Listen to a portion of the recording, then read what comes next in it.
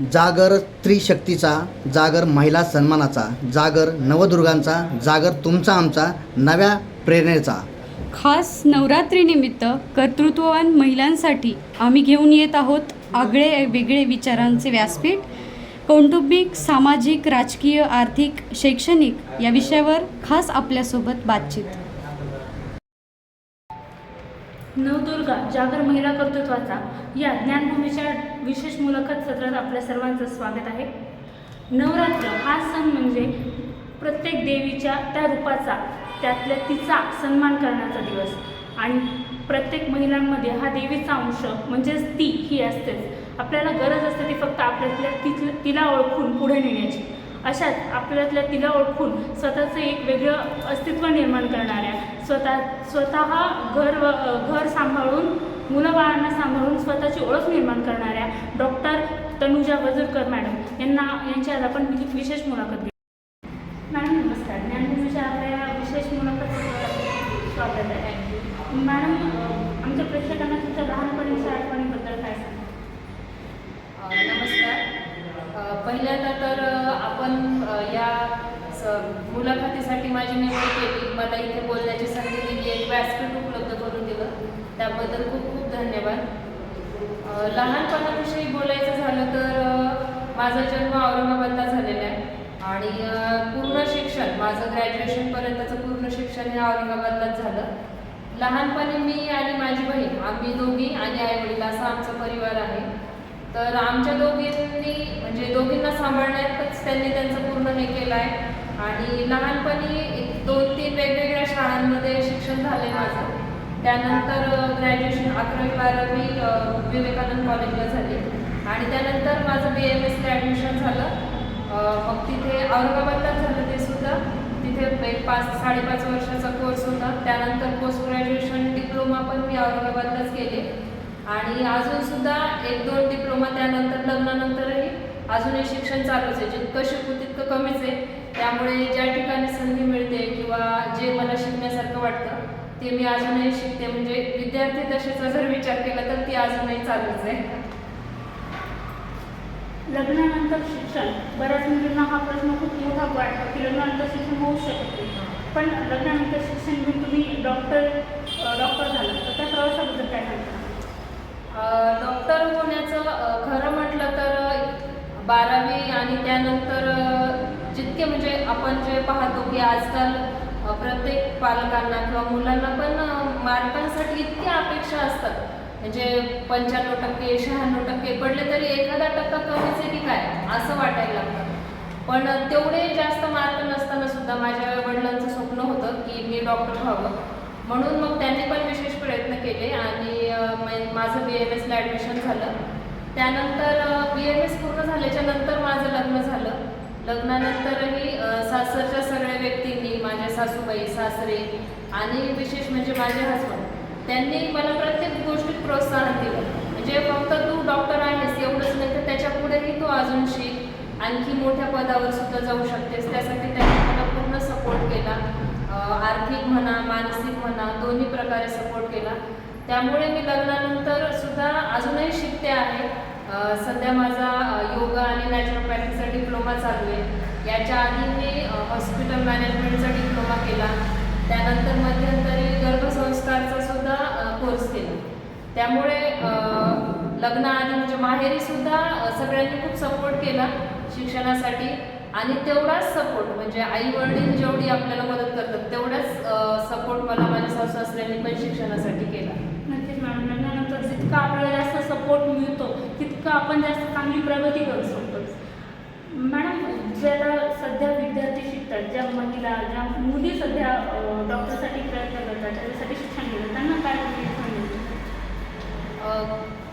शिक्षणाबद्दल जर आपण विचार केला तर जितका आपल्याला बाहेरून सपोर्ट मिळतो, म्हणजे आपण खूपदा पाहतो की काही जणांना आई वडील खूप मदत करतात, आर्थिक बाबतीत खूप मदत करतात, त्यांना शांत वातावरण वगैरे सगळं उपलब्ध करून देतात, तरीसुद्धा त्या मुलांना हवे तेवढे मार्क मिळत नाही.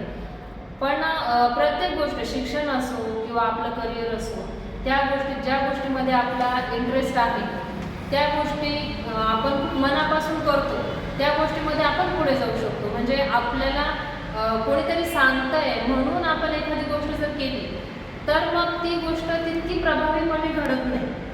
पण आपल्याला इंटरेस्ट आहे म्हणून आपण जी गोष्ट करतो किंवा त्या गोष्टीमध्ये जर आपण करिअर केलं तर ते खूप चांगल्या प्रकारे घडू शकेल.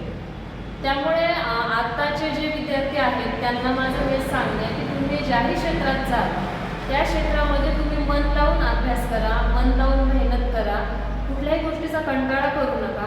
जितकं तुम्ही स्वतः प्रेरित होऊन एखादी गोष्ट करा तितकं तुम्ही त्या क्षेत्रामध्ये शिक्षणामध्ये पुढे जाल. त्यामुळे ज्यांना आईवडिलांचा किंवा सासू-सासऱ्यांचा सपोर्ट मिळतोय त्यांनी खरंच त्या गोष्टीचा, त्या संधीचा फायदा घेऊन खूप पुढे जायला हवं आहे, खूप चांगलं करिअर करायला हवं आहे. आणि ज्यांना मिळत नाही अशांनी सुद्धा परिस्थितीला न खचून जाता आपला पूर्ण प्रयत्न करत राहावा जेणेकरून आपण आपल्या करिअरमध्ये पुढे पुढे जात राहू. आता वाढत्या महिला अत्याचाराबद्दल तुमचं मत काय? महिला अत्याचाराबद्दल आपण जर विचार केला तर जे आपण म्हणतो की अन्याय करणारा जितका चुकीचा आहे तितकाच अन्याय सहन करणारा सुद्धा चुकीचा असतो. आणि महिला अत्याचार हे म्हणजे कसं आपले एक आपण म्हणू शकतो की परंपरेचा एक भाग झाला आहे. कारण भारतीय संस्कृती किंवा कुठलीही संस्कृतीचा जर आपण विचार केला तर पितृसत्ताक संस्कृती हे मूळ किंवा हा संस्कार जो आपल्या मनातून रुजवला जातो. म्हणजे आपण घरात पाहतो बघा, जर एखादा मुलगा भाजी निवडत असेल तर लगेच त्याची आजी किंवा आई काय म्हणणार, अरे ते बायकांचे काम आहे, तू करू नको. पण आता आपण पाहतो की आजच्या जगामध्ये मुलगी किंवा स्त्री कुठेही मागे नाही. विमान चालवणे, जहाज चालवणे, रेल्वे चालवणे, प्रत्येक गोष्टीमध्ये स्त्री आहे. त्यामुळे आता हे काम मुलीचं आहे, हे काम मुलाचं आहे असा भेदभाव न करता जर आपण आपल्या मुलांना आणि मुलींना दोघांच्याही मनात हा संस्कार रुजवला की प्रत्येक गोष्टीत स्त्री पुरुष समानता आहे, हे जर संस्कार आपण मुलांना दिले तर नक्कीच इथून पुढच्या पिढीमध्ये महिला अत्याचार कमी होतील असं मला वाटतं. आणि प्रत्येक स्त्रीने अत्याचार सहन न करता त्याविषयी बोलायला हवं. त्यांना जे कोणी सपोर्ट करू शकतात अशा लोकांचा सपोर्ट घेऊन त्या अत्याचाराविरुद्ध त्यांनी आवाज उठवायला हवा. बरोबर आहे मॅडम. कारण जितक्या महिला स्वतःहून आवाज उठवतील तर तेव्हाच आपण त्या अत्याचारावर काही ना काहीतरी ॲक्शन घेऊ शकतो. बरोबर आहे. जे महिला अत्याचाराचं प्रमाण सध्या वाढलं आहे किंवा ज्या प्रकारे आता बालविवाह होतात त्याचं प्रमाण वाढलं आहे तर त्याविषयी कुठल्या योजना असायला हव्यात शासनाकडून? तसं आपण विचार केला तर शासन खूप साऱ्या योजना लॉन्च करते. म्हणजे आता 18 वर्ष वयाच्या अगोदर लग्न होऊ नये यासाठी नियम आहे. किंवा लग्न झालं तर त्या लग्नात जे कोणी सामील असतील त्या सर्वांना शिक्षा होण्याचा सुद्धा नियम आहे. पण मुळात कसं आहे ना, आपण म्हणतो की खेडेगावामध्ये बालविवाहाचं प्रमाण जास्त आहे. पण आत्ताचा जर कोरोना काळाचा जर विचार केला तर शहरी भागात सुद्धा बालविवाहाचं प्रमाण दिसून आले. तर मुळात म्हणजे कसं आहे, मुलगी हे आपल्या म्हणजे घरावरचं ओझं आहे आणि ते कोणाला तरी देऊन टाकलं ओझं की आपण त्यातून मुक्त होऊन जाऊ. हा जो ही जी भावना आहे किंवा हा जो विचार आहे हा जेव्हा कमी होईल तेव्हा आपोआप बालविवाहाचं प्रमाण कमी होईल. त्यामुळे कसं आहे म्हणजे आज आपल्या समाज पद्धतीचा जर विचार केला तर मुलीचे आईवडील त्यांना काय वाटतं की हिला थोडंफार शिकवा, लग्न करून द्या, तिच्या नवऱ्याच्या हवाली करा म्हणजे आपली जबाबदारी संपली. आणि सासरच्यांचा काय विचार असतो की चला बुवा आता ही सून आहे, घरातलं काम करेल, बस एवढंच अपेक्षित आहे हिला, म्हणजे लेकरं बाळं व्हावेत आणि घर सांभाळावं. हीच अपेक्षा सासरच्यांची सुद्धा 80% ठिकाणी आहे. तर यापेक्षा जर मुलीच्या आईवडिलांनी आणि त्याच्या सासरच्यांनी जर असा विचार केला की आपली मुलगी शिकून तिच्या पायावर उभा राहील, यदा कदाचित तिला तिच्या भविष्यात काही अडचणी आल्या, तिला एकटं राहावं लागलं तर ती स्वतः कमवून स्वतःचा, तिच्या घरच्यांचा, मुलांचा सांभाळ करू शकेल इतपत आपण तिला तिच्या पायावर उभं करावं आणि मगच तिचं लग्न करावं. किंवा जर लवकर लग्न झालं म्हणजे 19-20 वर्षात जरी लग्न झालं तरी सासरच्यांनी तिच्या शिक्षणाची जबाबदारी घेऊन जर तिला स्वतःच्या पायावर उभं केलं, हे जर विचार आपल्या समाजात रुजत गेले तर आपोआप बालविवाह कमी होतील. आणि ॲज अ डॉक्टर मला असं वाटतं की बालविवाह हा आरोग्याच्या दृष्टीने सुद्धा खूप खूप घातक आहे. कारण आपण मतदान करायला सुद्धा म्हणतो की 18 वर्ष वय पूर्ण असायला हवं, त्याआधी मतदानाचा सुद्धा अधिकार नाही. तर मग जो व्यक्ती मतदान करण्यासाठी सुद्धा योग्य नाही, अशा लहान मुलीचं जर आपण लग्न केलं, लहान वयात ती जर गरोदर राहिली, तर तिच्या होणाऱ्या बाळावरती शारीरिकदृष्ट्या सुद्धा वाईट परिणाम होतात. आणि लहान वयामध्ये जर ती आई झाली तर त्या बाळाला कसं सांभाळायचं हे तिला व्यवस्थित न लक्षात आल्यामुळे तिच्यापासून पुढे घडणारी जी पिढी आहे ती सुद्धा शारीरिक मानसिकदृष्ट्या कमकुवत होते. त्यामुळे बालविवाह व्हायलाच नाही पाहिजे. सर्वांनी याविषयी विचार करून आपल्या मुलीला तिच्या पायावर उभं झाल्यावरच तिचं लग्न करायला हवं. बरोबर. जितका वैचारिक दृष्टिकोन समाजाचा वाढ आहे तितके वाढणारे गुन्हे, अत्याचार आणि हे जे बालविवाहाचं प्रमाण आहे ते तितकंच कमी व्हायला मदत होईल. या नवरात्रीच्या निमित्तानं महिलांना तुम्ही काय मोलाचं मार्गदर्शन करतात किंवा त्यांना काय सल्ला देता? आपल्या देशामध्ये स्त्रीची देवी म्हणून पूजा केली जाते, किंवा आपण आईला किंवा आपली बहिणी असो, बहीण असो, यांना मातेचा, देवीचा दर्जा देतो. आपण म्हणतो की अष्टभुजा नारायणी. आपण गृहिणी जरी असली कुठली तर आपण पाहतो की एकाच वेळी ती 2-3 कामं मल्टीटास्किंग अगदी सहजरित्या करते. पण या सगळ्यांमध्ये जेव्हा गृहिणीचा विचार करतो, जास्त करून गृहिणींचं जास्त बोललं जातं, कारण त्या कधी बाहेर जात नाही, गेल्या तरी म्हणजे शॉपिंगशिवाय इतर वेळी त्या काही बाहेर जात नाही.